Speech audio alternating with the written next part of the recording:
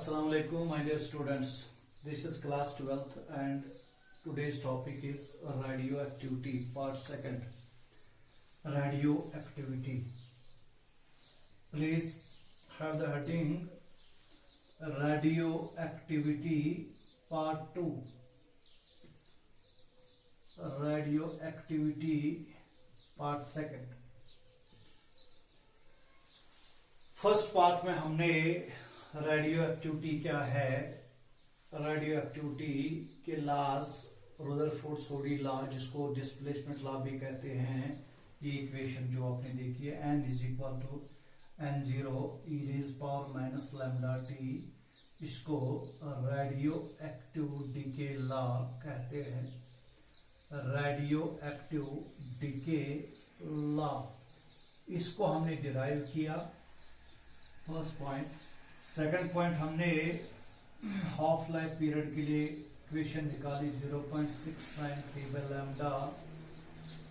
तीसरा, हमने प्रॉपर्टीज बताए, properties of alpha beta and gamma rays.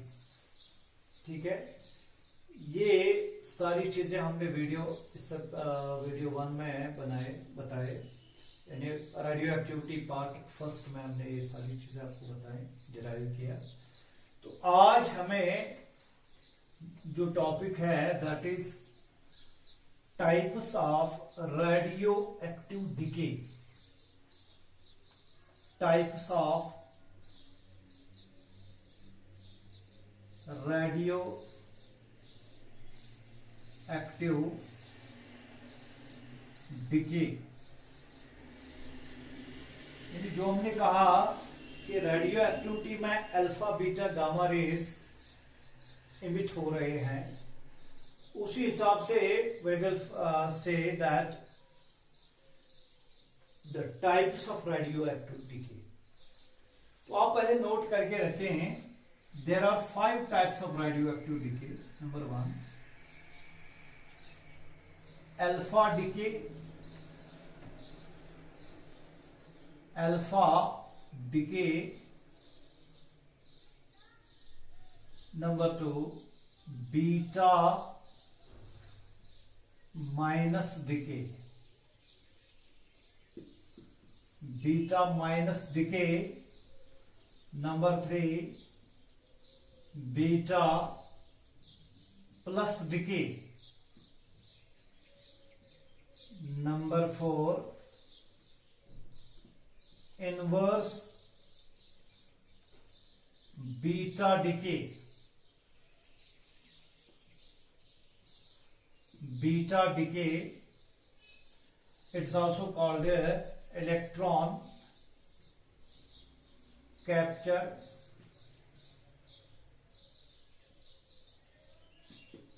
and finally we have gamma decay.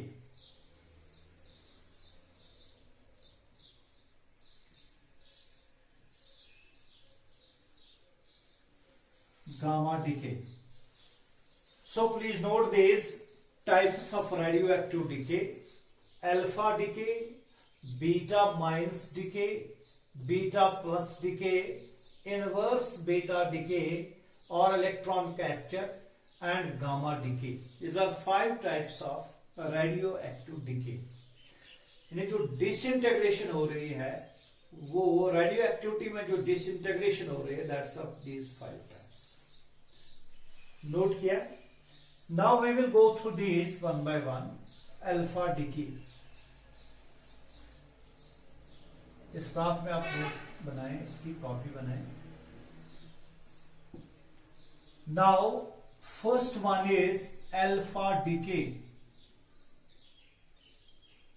Alpha decay, तो मैंने आपको बताया alpha decay is the emission of alpha particle from unstable radioactive nuclei is called alpha decay. It is the emission of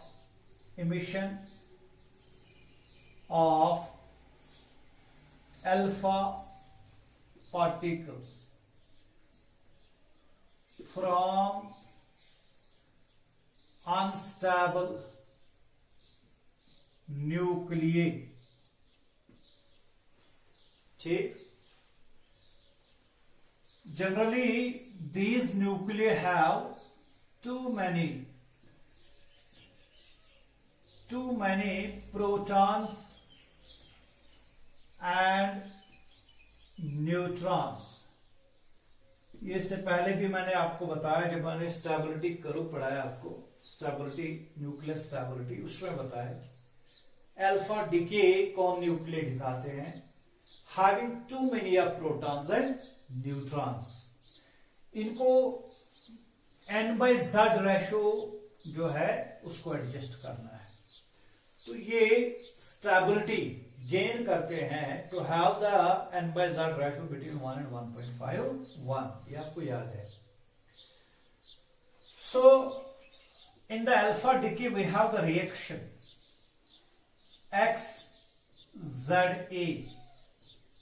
alpha particle जो है that is helium-2 and it is Z-4 here,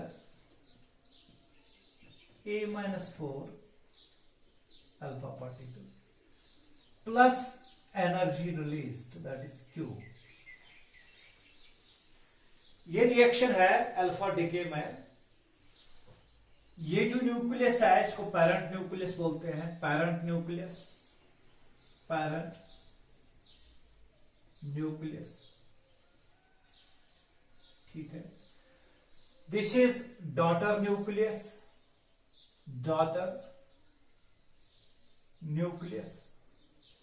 ठीक है. And this is the alpha particle. So alpha particle is emitted, hence it is called alpha decay. And you see this Q, it is the energy released, which is called a disintegration energy. Disintegration energy released during alpha decay. Disintegration energy. अब ये जो energy है Q, ये कहां से आती है? Alpha particle. अब इसको बताना नहीं है क्योंकि इट इज हीलियम न्यूक्लियस, ये तो पहले से आपको पता है. Now this Q energy released, it comes from the mass defect. यानी जब पेरेंट न्यूक्लियस डॉटर न्यूक्लियस में तब्दील होता है तो अल्फा पार्टिकल इमिट हो रहा है, तो पेरेंट न्यूक्लियस का मास थोड़ा सा गायब हो जाता है, डिसअपेयर हो जाता है. इसका मास थोड़ा सा ज्यादा है जब ये डॉटर न्यूक्लियस में कन्वर्ट होता है. जब इन दो का मास हम ऐड करते हैं, डॉटर न्यूक्लियस और अल्फा पार्टिकल का मास जब हम ऐड करते हैं वो थोड़ा सा कम पड़ जाता है as compare to the mass of the parent nucleus. मैं तो मास की बात करता हूं. मास नंबर यहां सेम है, ये A है, A-4 + 4 it is A. Z nuclear reaction है, इसमें चार्ज मास नंबर ये सारा कंजर्व रहता है. It is Z here, it's Z-4, it is Z-2 है, सॉरी Z-2, A-4. तो ये 2 + 2 ये तो आ गया Z. मास की मैं बात करता हूं. There is a slight difference in the masses of the parent nucleus and that means the reactants and the products, and that difference in mass is called mass defect. ये आपको पता है mass defect. तो अगर मुझे mass defect बताना है, delta M, it will be equal to mass of the parent nucleus, say it is X, minus mass of daughter nucleus, say Y, plus mass of alpha particle, alpha. ऐसे it is mass defect. AMUs में हम generally लेते हैं ये AMUs में. तो ये mass defect जो है इसके इक्विवेलेंट में हमको एनर्जी मिलती है, that is Q. So I should write Q is given by mx minus my plus m alpha into C square और 931.5 मिलियन इलेक्ट्रॉन वोल्ट। ये डिसइंटीग्रेशन एनर्जी हमको मिलेगी, डिसइंटीग्रेशन एनर्जी हमको ये मिलेगी। Please note it.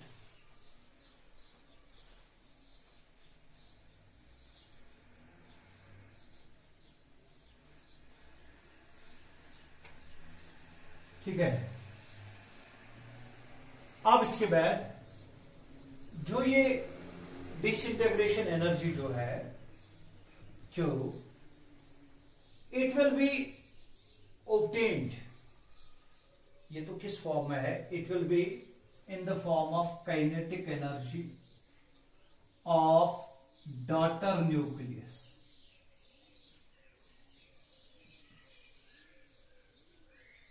Plus kinetic energy of alpha particle.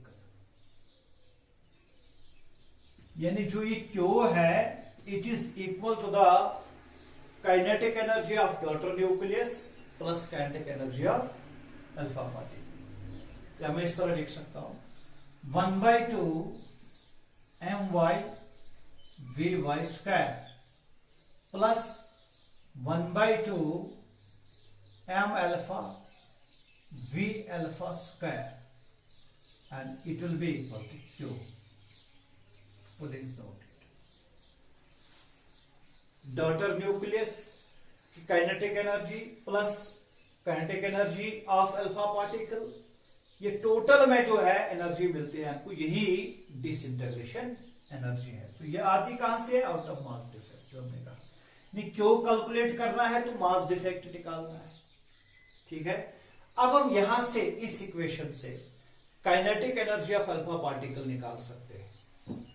तो इसके बाद आप लिखो यहां subheading kinetic energy of alpha particle, kinetic energy of alpha particle,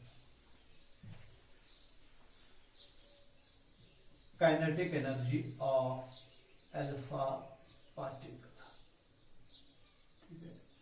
तो मैं ही इक्वेशन यूज करूंगा, स्टार्ट में यही लिखूंगा Q will be equal to 1/2 of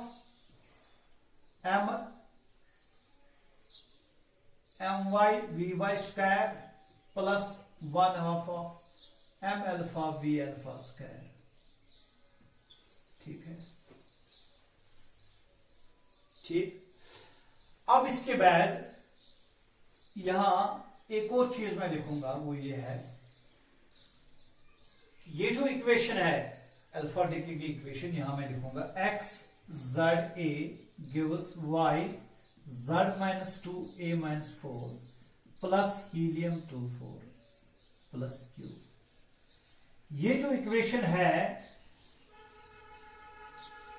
it will follow the law of conservation of momentum also. Parent nucleus का momentum, initial momentum that is 0, P I it is 0। अब जब ये पेरेंट न्यूक्लियस डॉटर न्यूक्लियस में तब्दील हो गया, अब इसकी भी वेलोसिटी है, इसकी भी वेलोसिटी है, इसका मोमेंटम भी निकालेंगे हम एम वाई वी वाई, और इसका मोमेंटम निकालेंगे M alpha V alpha V alpha. ठीक है। अब चूंकि बाहर से कोई फोर्स यहां एक्ट नहीं हो रहा है, रेडियो एक्टिविटी हो रही है, जो ये डॉटर न्यूक्लियस है और जो ये अल्फा पार्टिकल है ये अपोजिट डायरेक्शन में मूव करेंगे। Why? Because they have to conserve the momentum. यानी इनिशियल मोमेंटम जो है P I it is 0, P final अगर मैं निकालूंगा P final it should be also 0। इनका पी फाइनल अगर मैं निकालूंगा it will be M Y V Y plus m alpha v alpha, it should be also 0 because pi is 0.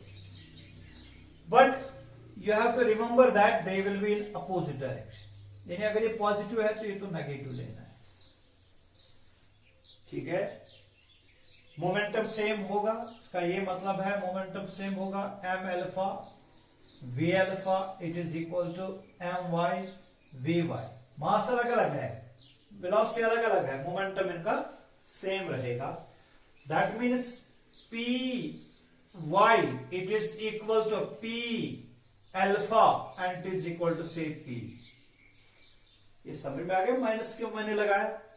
इसलिए कि अगर ये आगे की तरफ जाता है ये तो पीछे की तरफ जाना है, इसको है, ताकि इनका मोमेंटम जो है ये कंजर्व है, नेट में इसका मोमेंटम जीरो आए।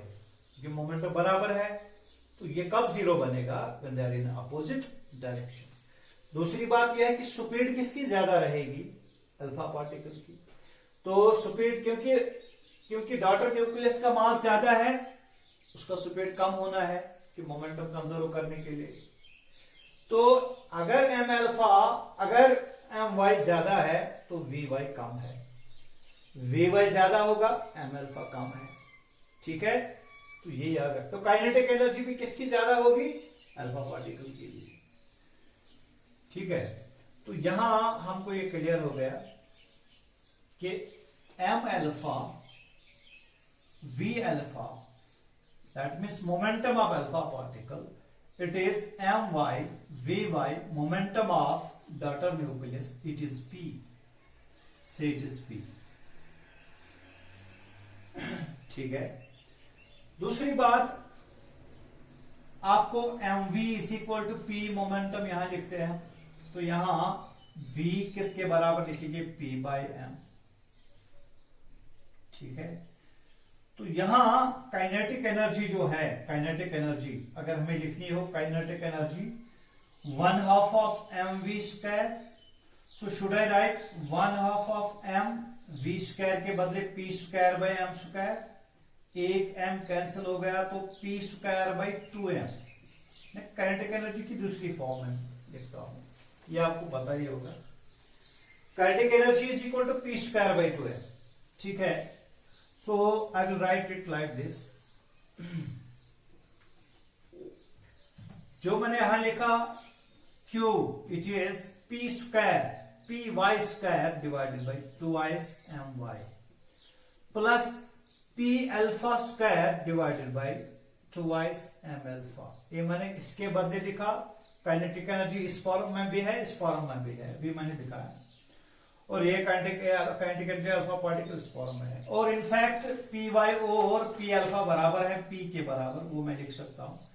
It is P square divided by 2s my plus P square divided by 2s m alpha, ठीक है।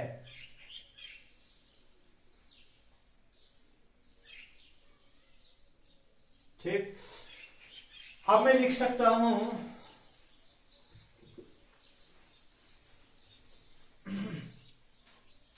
It is equal Q equal P square बाहर आएगा, 1/2s 2 भी बाहर आएगा,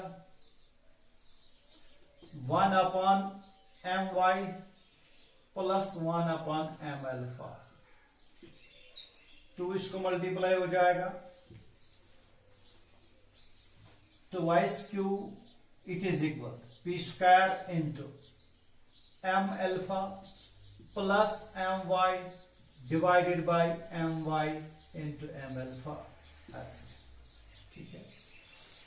ये इसको मल्टीप्लाई हो जाएगा और ये डिवाइड हो जाएगा। So P square will be equal to, P square निकालेंगे हम, it will be my m alpha divided by 2s भी आएगा यहाँ, divided by my plus m alpha into आएगा q, ठीक है। ये मल्टीप्लाई हो गया, ये डिवाइड हो गया। अब हमें पी स्क्वायर, अब हमें kinetic energy of alpha particle निकालनी है। Therefore kinetic energy of alpha particle will be, kinetic energy of alpha particle will be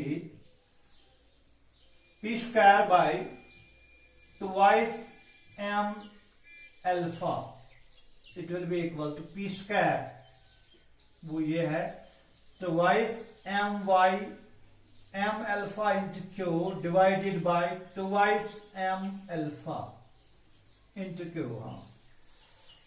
It will be 2 and 2 cancels here, m alpha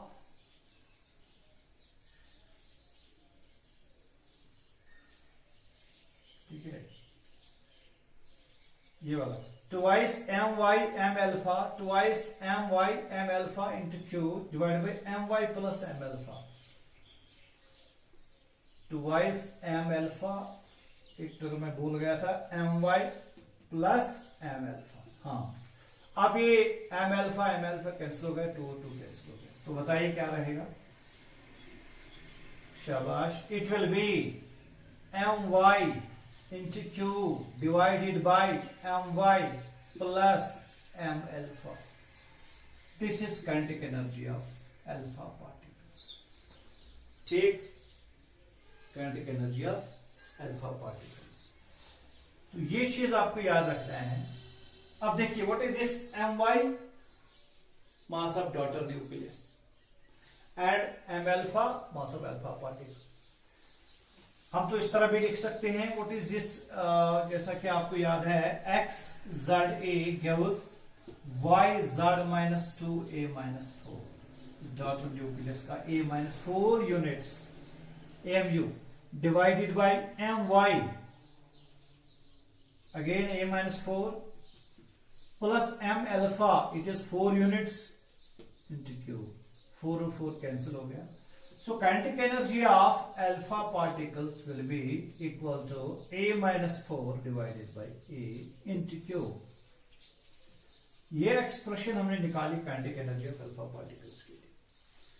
तो अब हम कैसे निकालेंगे kinetic energy of alpha particles? We will find, अगर हमको my m alpha पता है या a given है, तो क्यों निकाल सकते हैं हम, क्यों निकाल सकते हैं my m alpha से, मास डिफेक्ट से हम निकाल सकते हैं.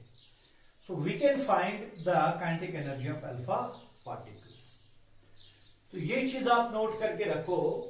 एक इंपॉर्टेंट पॉइंट इसमें नोट करिए, वो ये है कि जो इमिटेड अल्फा पार्टिकल्स हैं, यानी जो वेरियस न्यूक्लियर है, जो अल्फा इमिटर्स हैं, द अल्फा पार्टिकल्स इमिटेड, उनकी जो एनर्जी है kinetic energy, that's from 4 to 9 million electron, discrete energy है.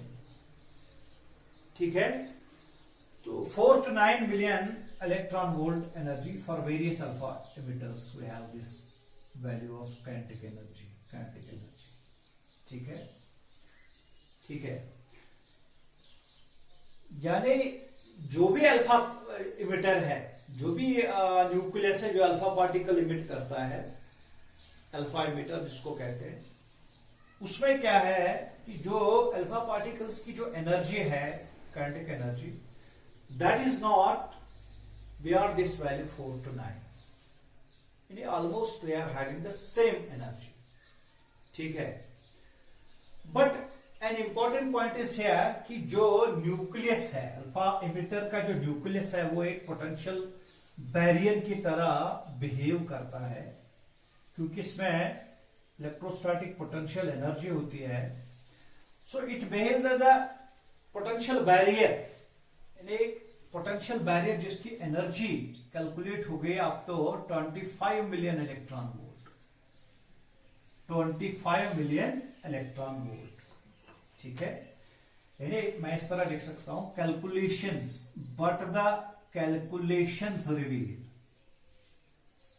कैलकुलेशंस हमको बता रही हैं, calculations reveal that nuclear of alpha emitters behave as potential barrier.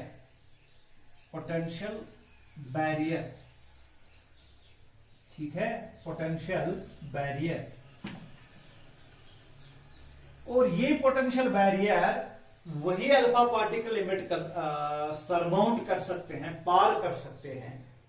ठीक है, तो क्वांटम मैकेनिकल कॉन्सेप्ट है, पार कर सकते हैं जिनकी एनर्जी 25 मिलियन इलेक्ट्रॉन वोल्ट से भी ज्यादा होनी चाहिए। लेकिन ऐसे अल्फा पार्टिकल्स हमको मिलते नहीं है, हम जो भी अल्फा एमिटर है वो तो 4 से 9 तक। अब यही क्वेश्चन आ गया है कि अगर अल्फा पार्टिकल इमिट हो गए जिनकी एनर्जी 4 to 9 MeV है, उनको क्रॉस करना था 25 मिलियन MeV वाला पोटेंशियल बैरियर, यानी उनकी अगर उनको पोटेंशियल बैरियर क्रॉस करना था, उनकी एनर्जी 25 होनी चाहिए, तो इतनी कम एनर्जी पे कैसे सरमाउंट कर गए? तो ये क्लासिकल फिजिक्स में इसका जवाब नहीं मिला। फिर क्वांटम मैकेनिक्स में इसका जवाब मिला। इसको टनलिंग इफेक्ट कहते हैं, tunneling effect, tunneling effect. 2-3 scientist ने इसको एक्सप्लेन किया। गामो एक था, GAMOW, गुर्ने GU और NEY, कंडन, इन्होंने इसको टनलिंग इफेक्ट पे एक्सप्लेन किया। इन्होंने कहा कि जो अल्फा पार्टिकल है वो अंदर वाइब्रेट कर रहा है, ऑसिलेट कर रहा है with in the potential barrier of the nucleus with the speed of v is equal to 10 raised to power 7 meter per second। 10 raised to power, क्योंकि इनको तो इनसफिशिएंट एनर्जी है, इनसफिशिएंट एनर्जी वाले अल्फा पार्टिकल बाहर कैसे आ गए? तो यही एक्सप्लेनेशन हमको दी गई कि the alpha particles was based on quantum theory, the alpha particles are in constant motion within the nucleus, और कांस्टेंट मोशन में है तो इनकी स्पीड कितनी है? 10 raised to power 7 मीटर पर सेकेंड, यानी कि ये ऑसिलेट कर रहे हैं 10 raised to power 7 मीटर पर सेकेंड। तो इसका ये मतलब है कि 10 raised to power 7 मीटर पर सेकेंड स्पीड अगर इनकी ली जाए, डिस्टेंस इनको कितना कवर करना है, दैट इज जो न्यूक्लियस का radius 10 raised to power -14 meter. अगर यहां से टाइम निकालेंगे हम t, so it will be s divided by v, 10 raised to power -14 divided by 10 raised to power 7, तो ये ऊपर आएगा 10 raised to power -21 सेकेंड्स में। बहुत कम सेकंड में, बहुत कम सेकंड में, बहुत कम टाइम में ये जो अल्फा पार्टिकल है ऑसिलेट कर रहे हैं। इन्हें अगर हम फ्रीक्वेंसी निकालेंगे, नंबर ऑफ ऑसिलेशंस, तो वो उसका रेसिप्रोकल आएगा, तो nu will be equal to 1/t, it will be 10 raised to power +21, क्योंकि रेसिप्रोकल है। It means the alpha particles vibrate 10 raised to power 21 times, 10 raised to power 21 times in a second, क्योंकि ये frequency है, number of oscillations पर second. तो finally these oscillations show that there is a probability of these electrons to leak through the potential barrier, and this concept, this phenomenon was called a tunneling effect. It was called a tunneling effect. Alpha particles tunnel through, pass through the potential barrier. So this was explained on this quantum theory by Gamow, Gurney and Kandel. So this is first point. Now how many alpha particles, finally last point here regarding alpha decay, how many alpha particles are emitted? We can find the number of alpha particles emitted simply if we have x z a gives y z -2 a -4 plus alpha particle helium-24। अगर हमको बताना है कि कितने alpha particles emit हो गए, समझो कि से here x is the alpha particles emitted during a radioactive decay। Now parent nucleus का मास जो है इक्वेट कीजिए, मास नंबर और मास नंबर दोनों साइड में इक्वेट कीजिए, mass number. So it will B, यहां मैं लिखूंगा, से it is here, I will write here y daughter nucleus, A daughter nucleus, यहां ये तो है जेड डी मैं लिखूंगा, ए डी, यहां मैं लिखूंगा Z D, D means daughter nucleus, this parent nucleus, this parent nucleus. तो मैं लिख सकता हूं AP, it will be equal to AD, AD plus x into 4. Why? Because we don't have number of, x is the number of alpha particles into 4, क्योंकि alpha particle का है ही, क्योंकि हमको पता नहीं है। मैं लिख सकता था a-4, उसका ये मतलब है एक ही अल्फा पार्टिकल एमिट हो गया, but I am telling that how many alpha particles are emitted, 1 2 3 4 etc. alpha particles can be emitted. So I will write it here zd, it is ad, daughter nucleus का mass number, daughter nucleus का atomic number. तो इस हिसाब से मैंने लिखा, क्योंकि जब हमें निकालना होगा कि कितने अल्फा पार्टिकल्स इमिट हो गई, 2 अल्फा पार्टिकल, 3 अल्फा पार्टिकल, ये तो पता चलेगा ना आपको न्यूमेरिकल्स में। फिलहाल हम इसका कॉन्सेप्ट बना रहे हैं। So x into 4 will be equal to AP माइनस AD, ठीक है। तो x will be equal to AP माइनस AD डिवाइडेड बाई 4। तो ये इक्वेशन आप यूज कर सकते हो, mass number of parent nucleus minus mass number of daughter nucleus divided by 4, ठीक है, डिवाइडेड बाई 4। तो ये हमें बताएगा कि कितने अल्फा पार्टिकल्स इमिट हो गए, ठीक है। दूसरी बात, yes, now we have completed this alpha decay. Now the second point is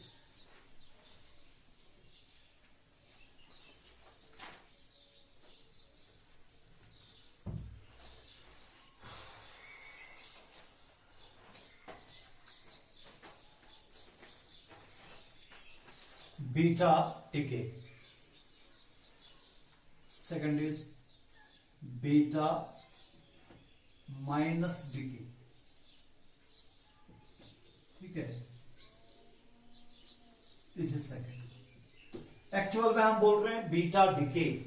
तो बीटा डिके के 2 टाइप्स हैं, बीटा माइनस डिके और बीटा प्लस डिके। तो बीटा माइनस डिके, इसको इस तरह भी लिख सकते हैं, बीटा माइनस डिके।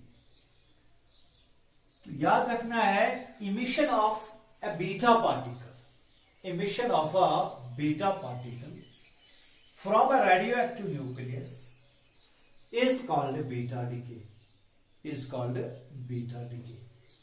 यानी आप इस तरह लिख सकते हो, emission of a beta particle। what is this beta particle? It is electron, जैसा कि x z a, it gives y z minus 1 a। तो यहां a और a सेम है, यहां z माइनस 1, यहां z है, तो ये z होना चाहिए, तो जाहिर सी बात है ये तो इलेक्ट्रॉन होना चाहिए। यही बीटा पार्टिकल है। बीटा डिके में हम ये बोल रहे हैं कि जो डॉटर न्यूक्लियस होता है उसका एटॉमिक नंबर जो है that is reduced by 1 unit, mass number remains unchanged, so it should B an electron, ठीक है। और यहां से हमको एनर्जी क्यों मिलती है, एनर्जी क्यों मिलती है। एक और चीज जो हमको यहां मिलती है वो है एंटी न्यूट्रिनो, एक पार्टिकल कॉल्ड एंटी न्यूट्रिनो, ठीक है। क्यों इज द एनर्जी रिलीज्ड, क्यों is the energy release, disintegration energy जिसको आप बोल रहे हैं। ये तो जाहिर सी बात है कि ये क्या हो रहा है। दूसरी बात यह है कि व्हाई इट हैपेंस, वो मैंने स्टेबिलिटी कर्व जब पढ़ाया उस टाइम बताया कि ये जो न्यूक्लियर है ये n/z रेशो को एडजस्ट कर रहे हैं। इसमें क्या है, they are having too many of neutrons,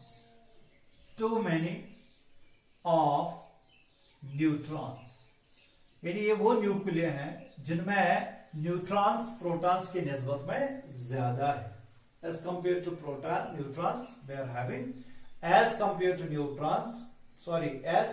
to protons, they are having many number of neutrons. मतलब n by z रेशो जो है, n by z रेशो ये ज्यादा है, ये इसको डिक्रीज करना चाहते हैं, टू डिक्रीज द वैल्यू. इसीलिए स्टेबिलिटी के लिए n by z डिक्रीज करने के लिए बीटा माइनस डी के दिखा रहे हैं, बीटा पार्टिकल इलेक्ट्रॉन दिखा रहे हैं. ठीक है, तो अंदर इसमें क्या हो रहा है, एक्चुअल में न्यूट्रॉन्स को कम करने के लिए न्यूट्रॉन कन्वर्शन होता है प्रोटॉन्स में. Neutron gets converted into proton. Neutron का 0 है, 1 है, एटॉमिक नंबर 0, मास नंबर 1. ठीक है, charge 0, mass number 1. Proton, that means proton p +1, यहां भी 1. फिर अब देखो यहां 0 है तो यहां 1 है, तो इसको नेगेटिव -1 आना ही है. ये 0 है क्योंकि 0 + 1 = 1.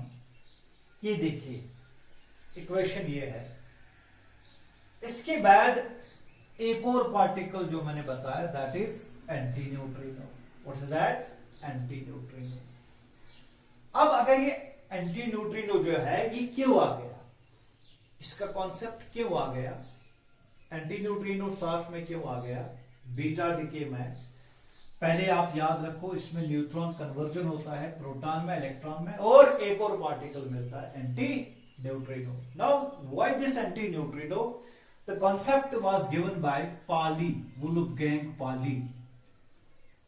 पालीज न्यूट्रिनो हाइपोथेसिस हम बोलते हैं, पालीज न्यूट्रिनो हाइपोथेसिस. अब अगर हम कुछ टाइम के लिए माने कि न्यूट्रिनो, एंटी न्यूट्रिनो नहीं आ गया, न्यूट्रॉन आ गया, न्यूट्रॉन कन्वर्ट हो गया प्रोटॉन में और इलेक्ट्रॉन में. देखिए एक चीज यह है कि अगर हम इसका सुपिन देखेंगे, सुपिन, इसका सुपिन जो है, सुपिन एंगुलर मोमेंट, ये आपने पढ़ा होगा केमिस्ट्री में भी, इसके बारे में कॉन्सेप्ट है. There simply you should say that electron, proton, neutron, they are fermions, half spin particles. जो है इनका, इसका स्पिन हाफ है, ये तो न्यूक्लियस में प्रोसेस होती है, तो वहां से प्रोटॉन बन गया, उसका भी स्पिन हाफ है. न्यूट्रॉन का भी, इलेक्ट्रॉन का जो स्पिन भी हाफ है. ठीक है, अब देखो यहां स्पिन हाफ, तो यहां 2 पार्टिकल आ गए, तो स्पिन हाफ, तो हाफ और हाफ हो गया 1. मतलब ये हाफ इंटेग्रल, तो ये इंटेग्रल. ये जो इंटेग्रल चेंज स्पिन में आ गई, ये तो नहीं आनी चाहिए. So in order to conserve the spin, one more particle is there that's having 1/2, half minus 1/2 spin angular momentum. So one problem was there to conserve, यानी मैं बोलता हूं कि ये एंटी न्यूट्रिनो या न्यूट्रिनो जो आगे टॉपिक में आएगा, ये क्यों पिक्चर में आ गया? इसलिए आ गया कि 2 चीजें थी. एक, स्पिन कंजर्व नहीं हो रहा था, स्पिन कंजर्वेशन के लिए इसको लाया गया, कंजर्व करने के लिए, to conserve spin angular momentum. ठीक है. दूसरी बात यह है, एनर्जी कंजर्वेशन भी इसको प्रॉब्लम होती थी. यानी कि मैं मानता हूं कि फॉर एग्जांपल अगर मैं यहां से मानूंगा कि ये एंटी न्यूट्रिनो नहीं है, आपको क्यों निकालना है? You will find M mass defect, बिल्कुल उसी हिसाब से mass defect, mass of this X minus, ऐसे मैं लिख सकता हूं साइड में. ठीक, देखिए मास डिफेक्ट या क्यू में सीधे लिख सकता हूं, that is M Y M X minus M Y minus plus M electron, ऐसे. ठीक है, इंटू 931.5 मिलियन इलेक्ट्रॉन. ठीक, देखिए जो ये क्यू है, disintegration energy is calculated out of this. Electron का मास बिल्कुल कम है, very lighter particle, very small particle है ये। इसकी जो काइनेटिक एनर्जी है, काइनेटिक एनर्जी, अगर मैं बोलूंगा काइनेटिक